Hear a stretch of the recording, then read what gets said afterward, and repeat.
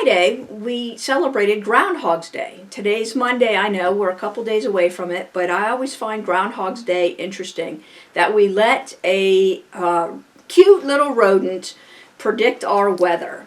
And it reminded me that there are several ways that we do try and predict our weather. The groundhog being one, whether or not he sees his shadow will tell us if there's 6 more weeks of winter or an early spring. But for going into winter, there's a couple ways that we try and look at predicting. We use the woolly caterpillars. If you've ever looked at the caterpillars, if they're all black, it's going to be a hard winter. Sometimes they're partially brown, partially black, and partially brown.